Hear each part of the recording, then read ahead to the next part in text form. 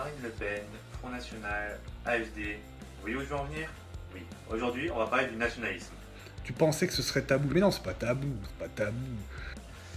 Ouais, c'est un sujet épineux, hein, on est d'accord, surtout pour une première vidéo. Mais soyons fous, de toute manière, il faut tenter, il faut oser les choses. Alors, moi je vais vous parler du nationalisme dans une période bien précise et dans notre pays. Parce que suivant les endroits où on va et suivant les époques, les contextes changent énormément. Alors, j'ai décidé d'étudier le nationalisme à la fin du 19e siècle et au début du 20e siècle. C'est une période vraiment intéressante où il y a plein de mutations et de tout type. Aussi bien de manière sociale que d'un point de vue géopolitique. En effet, à ce moment-là, la France et l'Allemagne n'étaient pas les meilleurs voisins au monde. Voilà l'ambiance. Cette période peut voir un enracinement profond de la République dans une France encore attachée profondément à la monarchie. Il y a donc des mutations en France, ce qui va entraîner des mutations également dans le terme nationalisme. Il y a donc un avant et un après au niveau du terme nationalisme dans ce contexte. Mais c'est un peu compliqué de partir comme ceci sans base. On va donc s'appuyer tout d'abord sur la définition du Larousse. Deux dimensions dans la définition du Larousse. Alors, tout d'abord, c'est un mouvement qui rassemble les individus qui ont conscience qu'ils ont des choses en commun, comme la langue, la culture, et qui décident donc de se doter d'un État souverain. La deuxième dimension, plus connue et plus répandue, est une théorie politique qui affirme la prédominance de l'intérêt national sur les groupes qui la composent, et surtout, et c'est là que c'est intéressant, sur les autres communautés qui sont à l'extérieur de la nation, c'est-à-dire des autres pays. Deux dimensions sont fondamentales pour comprendre ce qu'est le nationalisme. Il y a une logique de rassemblement et une logique d'opposition. Et bizarrement, ces deux sont liés pour ne former qu'un seul processus. Ce processus a subi des mutations, comme le terme nationalisme, et c'est justement ce que nous allons voir. Aujourd'hui, il est commun de considérer le terme nationalisme comme faisant référence à la droite dure ou à l'extrême droite. On pense tout de suite au Front National, au Rassemblement National actuellement, à Marine Le Pen. Mais je vais vous apprendre quelque chose. À la base, le terme nationalisme est un terme de gauche. Et lui. Quoi? Préciser que la gauche actuelle n'est absolument pas la même que la gauche de la fin du 19e et du début du 20e siècle. Faut pas faire cette erreur. Mais il y avait des luttes bien précises. Par exemple, en 1876 et en 1877, une lutte oppose royalistes et républicains. Justement, la gauche est républicaine et la droite est plutôt monarchiste. En 1901, la droite s'offusque de la nouvelle loi sur les congrégations religieuses. En effet, l'État doit approuver toutes les organisations religieuses. C'est dans les faits la première loi qui sépare l'Église et l'État. A contrario, la gauche s'en félicite car l'État commence à interdire les écoles religieuses pour implanter l'école laïque et républicaine. Là encore, une lutte vraiment concrète. Bon, on peut résumer très rapidement qu'est-ce qu'un homme de gauche et qu'est-ce qu'un homme de droite. Alors, un homme de gauche défend la laïcité, l'impôt sur le revenu et ne veut pas qu'on rallonge le service militaire. Vu le contexte à l'international, on peut le comprendre. Si tu meurs, c'était écrit. Si ça se passe bien, c'était écrit. L'homme de droite, quant à lui, a des luttes quasiment identiques. Tout d'abord, il lutte contre l'inquisition fiscale, souhaite que les écoles soient laïques ou religieuses, et donc ne veut pas que l'État gère toutes les écoles, et prône la sécurité nationale. Mais on peut voir qu'il y a des oppositions institutionnelles, religieuses et politiques entre l'homme de gauche et de droite. Mais il ne faut pas penser que cela est une vérité générale, il y a forcément des nuances à droite et à gauche.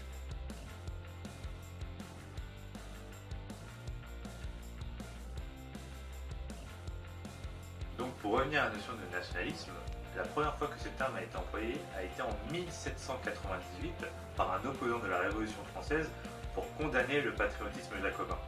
Patriotisme que l'on retrouve en 1871 lorsque Gambetta et ses alliés souhaitent prolonger la guerre contre la Prusse malgré l'effondrement de l'empire de Napoléon III. Et bien sûr, l'épisode de la Commune quelques temps après et l'exaltation de ce nationalisme de gauche et donc du patriotisme. C'est en 1882, encore une fois dans le giron de cette gauche nationaliste et de Gambetta, que naît la Ligue des Patriotes qui a pour but de rassembler les forces de la nation en vue d'une future revanche contre l'Allemagne.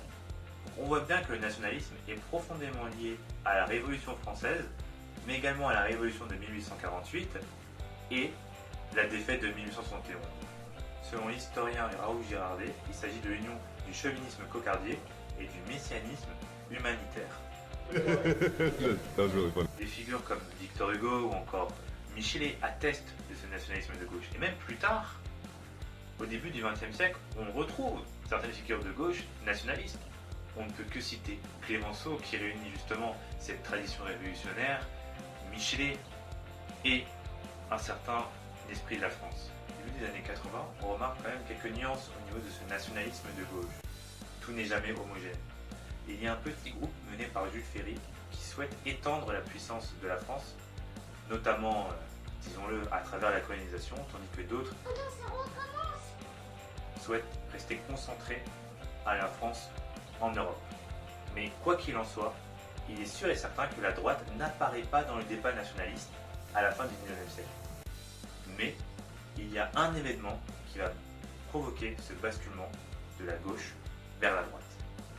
Là, on peut se demander comment en 30 ans, la droite parvient à confisquer ses valeurs nationalistes et impériales en opposant le drapeau tricolore au drapeau rouge qui représente la révolution. C'est une véritable question. Et la crise boulangiste. La crise boulangiste met en avant les failles de la Troisième République qui ne cesseront de s'élargir avec le temps. Cette crise tire son nom du général Boulanger, aussi surnommé général Revanche, de par ses velléités fortes contre l'Allemagne. Il incarne pour beaucoup la personne qui peut restaurer la grandeur de la France en Europe. Ainsi, il incarne une nouvelle forme de nationalisme. Et les personnes commencent à se tourner vers une droite plus dure, plus autoritaire, mais aussi plus rassurante. Cette crise est propre au régime de la Troisième République, car en fait, il s'agit d'un régime parlementaire avec aucune vraie figure d'autorité. Il est donc normal que les Français de cette époque se tournent vers le général Boulanger. Dans la crise boulangiste, on peut donc voir que le nationalisme s'articule autour de trois piliers. Tout d'abord, le cléricalisme, l'armée et la lutte anti-parlementaire. L'actualité de l'époque corrobore cette vision des choses avec l'apparition de l'appel aux soldats de Moët-Barès ou encore l'affaire Dreyfus où la défense de l'honneur de l'armée est très forte. À l'armée se conjugue l'Église. Ce qu'on nomme l'union du sabre et du coupillon s'explique en grande partie par le fait que les catholiques rejettent la République. Ah, je vais en banne. Il faut voir aussi l'apparition des ligues. Les ligues sont des associations anti-parlementaires qui font beaucoup de bruit et qui prônent une certaine violence. Cela contraste beaucoup avec la gauche qui s'organise plutôt en parti. C'est ainsi que la Ligue des Patriotes vire en 1889 à droite. Et 10 ans plus tard sera créée l'Action française, qui est la quintessence même de ces ligues anti-parlementaires. Et bizarrement, c'est aussi à cette période que se crée la première ligue antisémite. Alors, je ne pense pas. Les troublions, comme les nomme Anatole France, font beaucoup de bruit et font tout pour réduire à néant le régime parlementaire. Et d'ailleurs, jusqu'en 1900, on observe que les bonapartistes rejoignent ce mouvement de droite. Pourquoi? Parce qu'ils n'ont plus de figure à laquelle se référer, et donc ils rejoignent un mouvement qui s'en prenait la supériorité de la nation sur les autres. Et par exemple, l'Aiglon, qui paraît de Edmond Rostand, connaît un énorme succès à cette époque.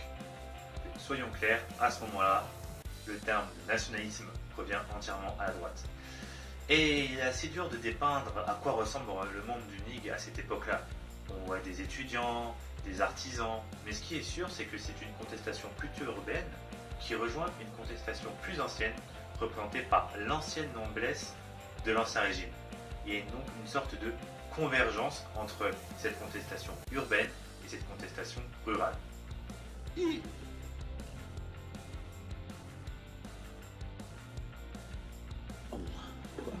Qu'est-ce que c'est que ça? Ok, maintenant, on va parler des leaders de cette droite nationaliste. Alors, il y en a deux.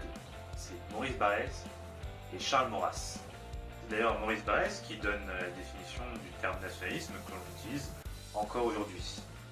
Ces deux personnages ont à peu près la même définition du mot nationalisme. Mais il existe quand même des divergences entre eux. Maurice Barrès accepte totalement l'héritage de la Révolution. Il ne veut pas remettre cela en doute. Mais comme il le dit lui-même, il aime la République, mais armée et organisée. Il souhaite que le nationalisme rassemble les Français et mette en avant les traditions, la terre et ses morts, comme il le dit si bien. Pour lui, l'aristocratie et la monarchie sont dépassées. C'est une sorte de romantique, et en quelque sorte, c'est le Chateaubriand de son époque dans le mouvement nationaliste. Maurras, à contrario, est le Marx du royalisme. Il oppose à l'émotion la raison froide et réfléchie. Pour lui, seule la monarchie peut permettre de guider la France, mais non pas en tant qu'il y ait un roi, mais plutôt en tant qu'institution. Il parle donc de nationalisme intégral. La monarchie, par hérédité, est la seule voie possible pour le bien de la France. Aujourd'hui, l'Action française et les néo-royalistes découlent de son idéologie. Ok, maintenant on va s'intéresser aux raisons de ces mutations, qui sont très importantes. Alors déjà, chez Maurras, on observe une xénophobie et un antisémitisme récurrent. Pour lui, il existe l'anti-France,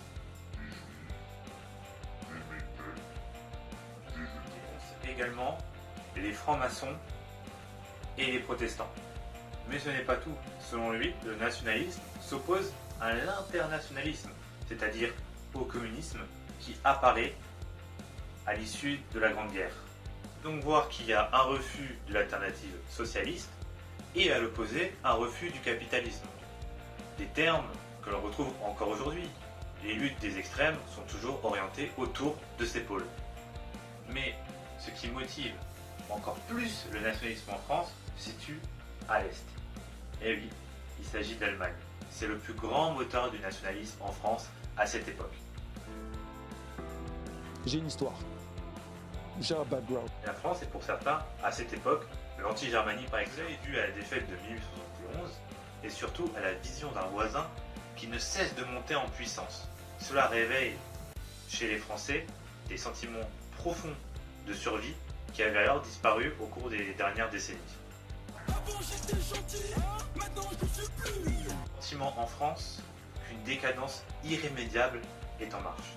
Et justement, lorsqu'on regarde la littérature de l'époque, on peut le voir, notamment à travers Charles Péguy, qui allie un nouveau type de nationalisme qui rallie la Constitution et Jeanne d'Arc. La presse aussi met en avant ce nationalisme et cette volonté de survie face à l'Allemagne. Il y a donc une véritable émulation interne. On peut voir par exemple que la perte de l'Alsace-Lorraine affecte énormément les Français, que l'exaltation de la lutte contre l'Allemagne est reliée à l'honneur de la France et à Dieu, et que la patrie s'oppose à l'internationalisme et au pacifisme des socialistes. L'élection de Poincaré en 1913 est le point d'orgue de ce nationalisme à l'aube de la Grande Guerre. En effet, Poincaré s'allie à l'Église dans cette lutte quasiment divine contre l'Allemagne.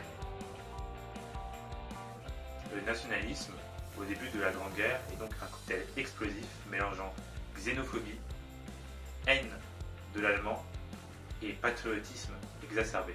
Et c'est ce cocktail très dangereux qui accouchera d'un conflit qui va traumatiser l'Europe. Merci d'avoir regardé ma vidéo, n'hésitez pas à liker, à partager si ça vous a plu et à en parler autour de vous, ça fait toujours plaisir et ça récompense notre travail.